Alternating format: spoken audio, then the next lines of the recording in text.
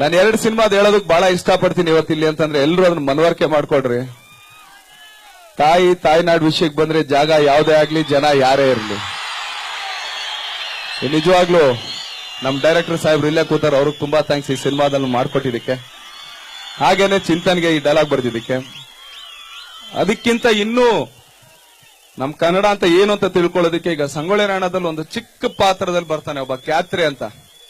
ಇವತ್ತು ನಾವ್ ಹೇಳ್ತಾ ಇದೀವಿ ಬೇರೆ ಭಾಷೆ ಅಂತ, ಅವತ್ತಿನ ಕಾಲದಲ್ಲಿದ್ದಂತ ಒಬ್ಬ ಕ್ಯಾತ್ರೆ ಪಾತ್ರಧಾರಿ ಇದು ಚೆನ್ನಮ್ಮನ ಕೇಳ್ತಾನೆ ಅದು ಇದು ಅಂತ.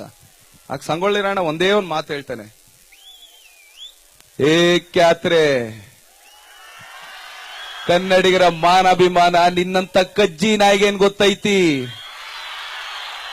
ಇದು ಕೆಚ್ಚೆದೆ ಕಲಿಗಳ ನಾಡೈತಿ, ಅಂಜಿಕೆ ಎಂಬುದು ಅರಿದಿರ ಬೀಡೈತಿ, ಕನ್ನಡ ದೇಶಭಕ್ತಿ ಸ್ವಾಭಿಮಾನದ ಗೂಡೈತಿ, ಇಂಥ ನಾಡ್ಗ ನೀನು ಜೀವ ಭಯ ತೋರಿಸ್ತಿ, ಬದುಕು ಆಸೆ ನಿಮ್ಗಿದ್ದಂಗಿಲ್ಲ, ನಿಮ್ಮನ್ನು ಉಳಿಸೋ ಆಸೆ ನಮಗೂ ಇಲ್ಲ ಅಂತ ಹೇಳ್ತಾನೆ. ನಿಜವಾಗ್ಲೂನು ಈ ತರನೇ ದಯವಿಟ್ಟು ಎಲ್ಲರೂ ಕನ್ನಡದ ಬಗ್ಗೆ ಅಭಿಮಾನ ಬೆಳೆಸ್ಕೊಳ್ಳಿ ಅಂತ ಹೇಳ್ತೀನಿ. ಎಲ್ರಿಗೂ ಅನಂತ ಧನ್ಯವಾದಗಳು ಹೇಳ್ತೀನಿ. ಧನ್ಯವಾದಗಳು.